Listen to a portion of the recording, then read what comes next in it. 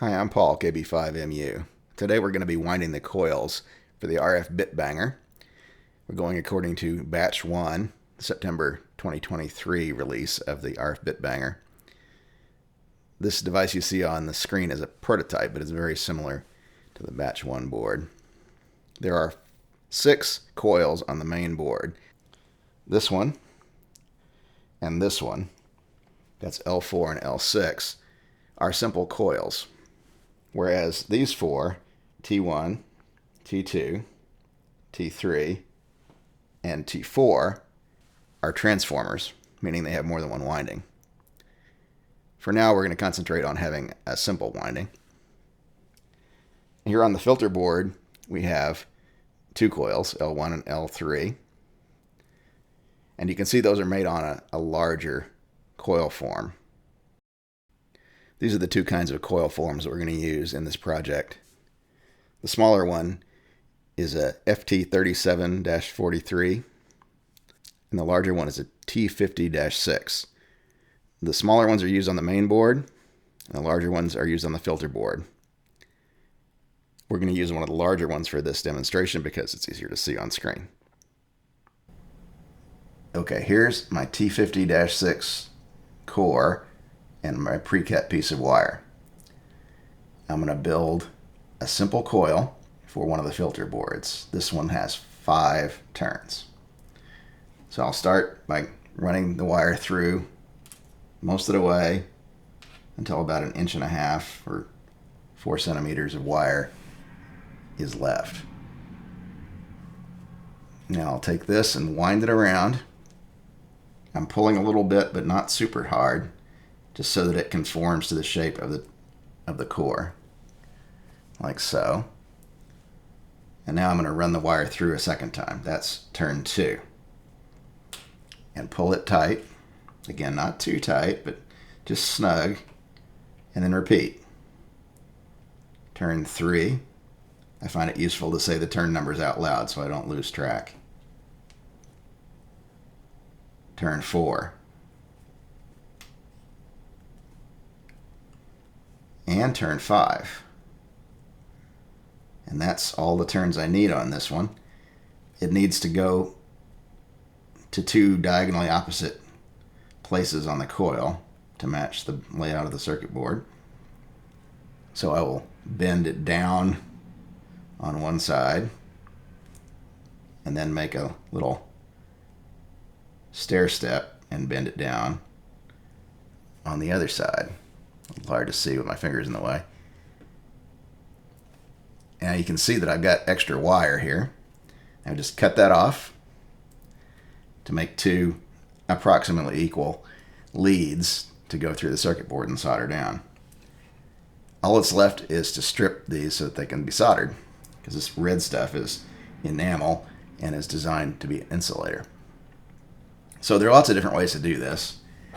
Probably the most accessible way is to use a knife, like this hobby knife here, and just scrape. If you scrape gently and dragging the knife away from the blade edge, you can scrape that insulation right off without damaging the copper.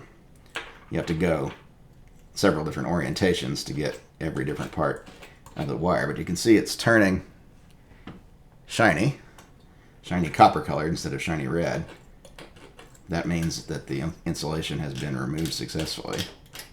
I don't need to strip it all the way to the end, because this part's just going to hang out until I trim it off after soldering. So I just need to make sure it's stripped right here near the body of the toroid, because that's where the circuit board is going to be, right here next to the toroid. And then do the other side. Again, with it formed the way it's going to have to be to fit through the circuit board. Strip this part, trim here, and I'm done. You drop it into the circuit board, polarity doesn't matter, and solder. Trim the leads, and you're done with the coil. Now this is just a simple coil. All the ones on the filter boards are simple coils, and 2 of the ones on the main board are simple coils, but the other 4 are transformers. And that just means they have more than one winding. So let's build T1 or T2. They're identical. Starts with the smaller core and 3 10-centimeter lengths of wire. So there's one.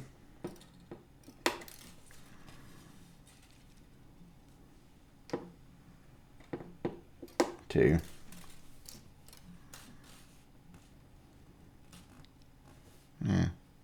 Not important that it be precise.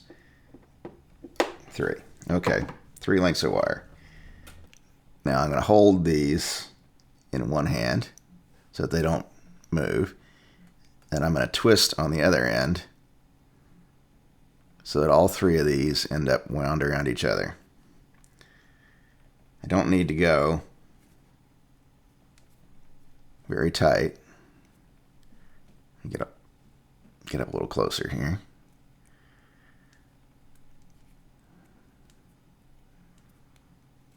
I'm trying to make it smooth and continuous all the way down.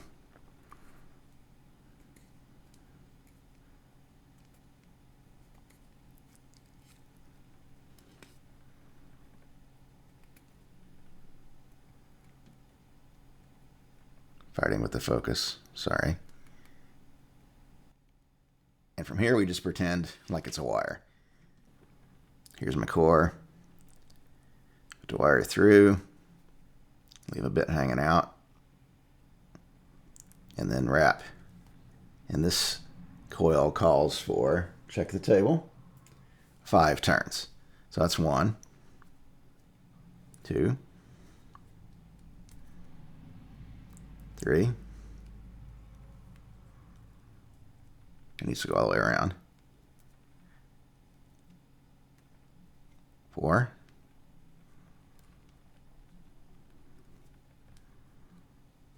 And 5.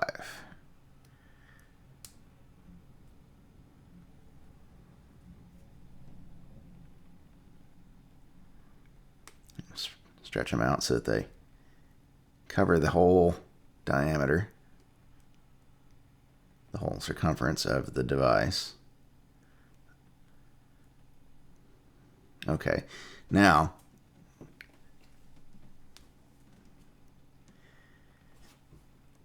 on each side we've got 3 individual wires, so we need to untwist them and make sure they're all separate enough so that they won't short together once I strip them.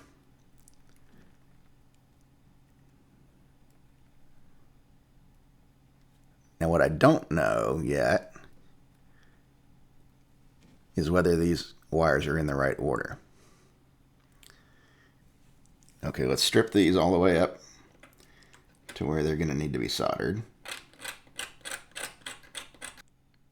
Okay, having stripped the wires, I've bent the leads out to the sides for video purposes so you can see what I'm doing. And my goal is to make sure that these 3 wires and these 3 wires are connected so that these 2 are connected, these 2 are connected, and these 2 are connected. And there's no shorts. So let's see. I've got meter set up to beep. So if I test from here to here, that's good. I'm lucky on that. So from here to here, no connection. From here to here, no connection. So I'm guessing these 2 are crossed. Yeah, so all I need to do is swap either these 2 or these 2, and I should be good. So let's try that. I'm going to swap these 2, looking at the orientation of the wires so that it looks like there's less chance for them to short if I turn in that direction. Now I'm lay it back down and see if I got it right. So these 2 should still be connected. Good. And these 2 should still be connected. And these 2 should still be connected. Okay, that's good. And no shorts there. Stay still.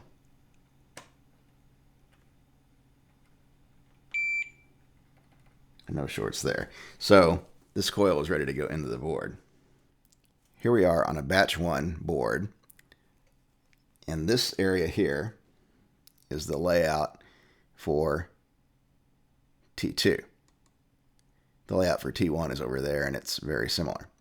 So you can see it's drawn, so one winding is supposed to go from here to here, one winding from here to here, and one winding from here to here, just the same way we laid out the toroid. So if I took my toroid and put it down on top of that, you can see exactly what I'm trying to do here. I'm trying to get this wire to go through that hole, this wire through that hole, this wire through that hole, and so on, in such a way that there's no shorts. Okay, now I've arranged the wires so that they're more or less parallel. The 3 on one side are not shorting to each other, and they're at a reasonable spacing compared to the circuit board. And then the same thing of the 3 on the other side down here. Okay. So these wires are all in their holes. And these wires are in their holes. So you'll just wiggle the whole thing down. Pull them all down gently, but firmly until they're snug to the board, and then I'm bending them off to one side to keep them in place. All right, look at the other side. These need to be tugged a little bit tighter.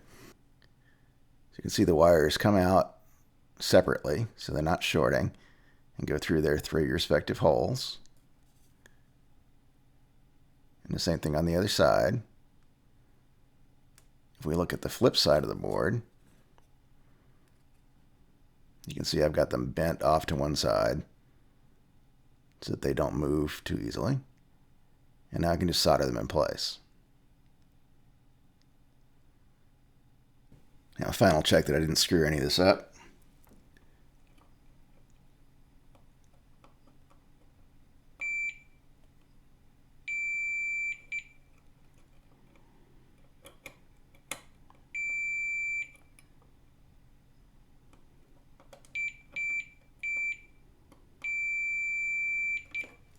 Okay, they all go through the right holes. Yay. The same procedure applies for T1 and T2. T4 is the same, only 2 wires and 7 turns instead of 3 wires and 5 turns. Now T3 is very much the same as a normal coil, simple coil between these two, and then a single piece of wire goes from this hole to this hole through the middle of the toroid. Let me show you. 13 centimeters of wire.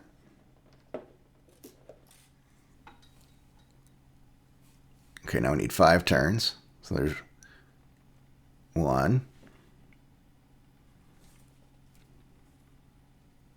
2, 3,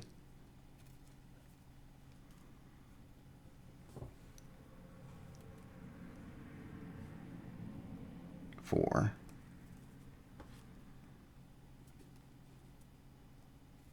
5,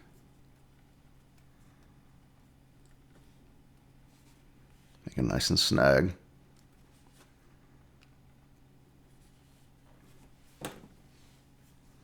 Trim.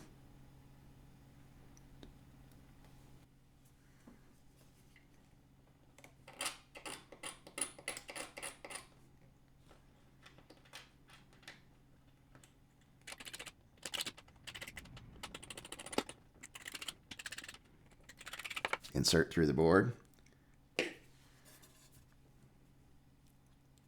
Pull snug. Both leads. Now I just need a wire to connect from this hole over here to this hole over here. So I start with a scrap of wire, like so. It's going to need to be stripped on both ends.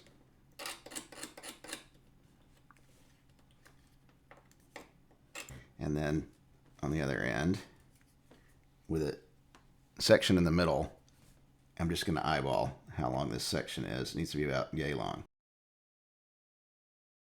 Okay, so now I have my piece of wire with the insulated section in the middle and strip sections on the other ends. And now I just run it through the core and into the hole on one side, up to where I stripped. And I'll capture that with my thumb on the back of the board here. And then I'll bend the wire around so that it goes through the other hole. It's not electrically important that this be tight, but if it's tight, it helps hold down the core. So on the bottom of the board, we now have all 4 leads, 2 from the coil and 2 from the single wire link. Solder them and we're done with this transformer, T3.